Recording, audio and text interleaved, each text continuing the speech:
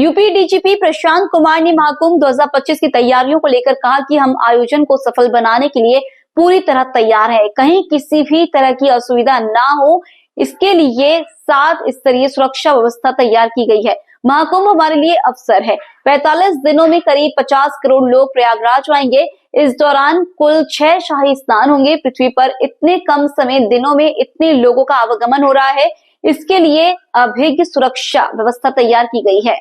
उन्होंने कहा कि कुंभ के लिए हमने डिजिटल वॉरियर बनाए हैं। कॉलेज के विद्यार्थियों को डिजिटल वॉरियर बनाया गया है। भारत सरकार के विभागों की मदद से पूरे साइबर स्पेस पर हमारी नजर रहेगी। यूपी डीजीपी ने कहा कि श्रद्धालु काशी विश्वनाथ कॉरिडोर, अयोध्या राम मंदिर, विंध्याचल जी कॉरिडोर के दर्शन के साथ ही संगम स्नान के साथ सभी दर्शन लाभ ले सकते हैं। महाकुंभ की सुरक्षा के लिए करीब 200 करोड़ रुपए के उपकरण खरीदे गए हैं। आयोजन स्थल पर पर्याप्त मेन पावर के साथ ही सीसीटीवी कैमरे, टीदर ड्रोन और एंटी ड्रोन लगाए गए हैं। किसी भी तरह के डिजास्टर सुरक्षा और लोगों को डूबने से बचाने के लिए भी उपकरणों की खरीदी हुई है। इंटरस्टेट और इंटरनेशनल बॉर्डर पर भी सख्त सुरक्षा रहेगी। लगभग 200 करोड़ के इक्विपमेंट सिर्फ डिजास्टर, फायर तथा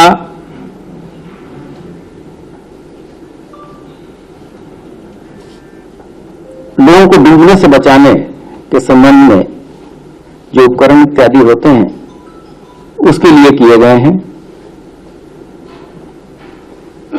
मैन पावर के अतिरिक्त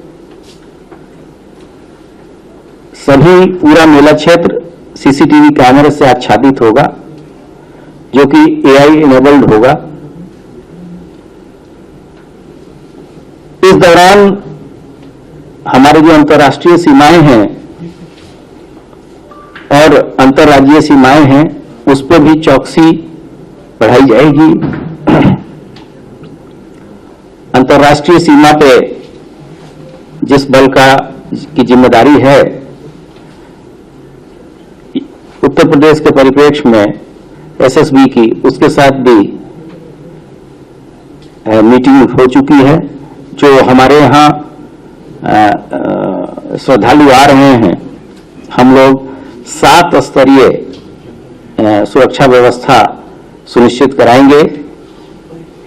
एक तो उद्गम स्थान से भी हम उनकी मॉनिटरिंग करेंगे। इसके लिए सभी संबंधित राज्यों के महानिदेशकों को पत्र भेजा जा चुका है। फिर जैसे ही वो हमारी सीमा में आएंगे, एक चेकिंग वहां होगी, फिर जोन के लेवल पे चेकिंग होगी, उसके बाद से कमिश्नरेट के लेवल पे चेकिंग होगी, फिर कुंभ थाना क्षेत्र में भी 3 स्तरीय सुरक्षा व्यवस्थाएं सुनिश्चित की जाएंगी। कुंभ मेले के दौरान जो पुलिस बल वहां नियुक्त किया जा रहा है, उसके प्रशिक्षण तथा उसके व्यवहार इत्यादि के लिए एक विशेष ट्रेनिंग लगातार हम आयोजित कर रहे हैं। इस दौरान सोशल मीडिया प्लेटफॉर्म्स पर भी हमने अपनी प्रेजेंस बढ़ाई है तथा ऐसे मैलिशियस कंटेंट्स, ऐसी चीजें, भ्रामक कोई भी प्रचार प्रसार पे हम कड़ी नजर रख रहे हैं। इसके लिए हम लोगों ने अभी हाल ही में एक नया कुंभ से रिलेटेड डिजिटल वॉरियर का कंसेप्ट भी शुरू किया है, जिसमें हम कॉलेज, स्कूल्स के नए बच्चों को भी इन्वॉल्व कर रहे हैं तथा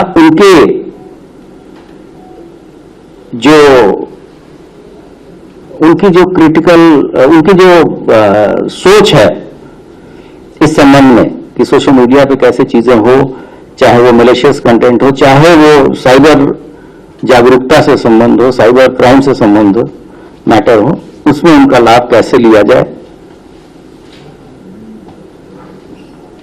इसके अतिरिक्त पृथ्वी पे इतने व्यक्तियों का इतने कम दिनों में आवागमन शायद ही कहीं होता है, और इस वर्ष यह अनुमान है कि लगभग 40 से 50 करोड़ लोग 45 दिनों की जो मेला अवधि है उस दौरान प्रयागराज तथा अन्य धार्मिक स्थलों का भ्रमण करेंगे।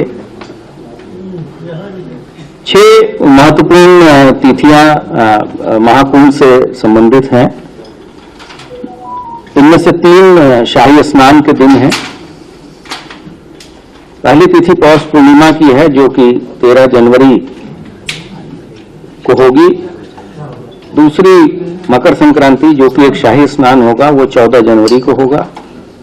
उसके बाद से मौनी अमावस्या का शाही स्नान 29 जनवरी को होगा तथा अंतिम शाही स्नान वसंत पंचमी 3 फरवरी को संपन्न होगा और उसके बाद से माघी पूर्णिमा 12 फरवरी तथा महाशिवरात्रि 26 फरवरी के बाद से महाकुंभ का समापन होगा।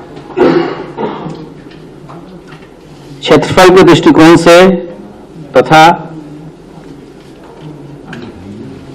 अदर इंफ्रास्ट्रक्चर के दृष्टिकोण से इस बार ज्यादा तैयारियां की गई हैं। ये देखते हुए कि पिछले कुंभ से इस बार कुछ नई चीजें भी ऐड हुई हैं उत्तर प्रदेश में, जिसमें काशी विश्वनाथ का कॉरिडोर, अयोध्या जी में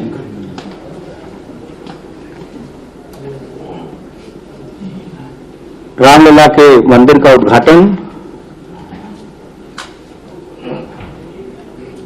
विंध्याचल में कॉरिडोर का निर्माण, चित्रकूट में बेहतर व्यवस्थाएं तथा कुंभ थाना क्षेत्र, कुंभ मेला क्षेत्र में भी बहुत सारे ऐसे कॉरिडोर का उद्घाटन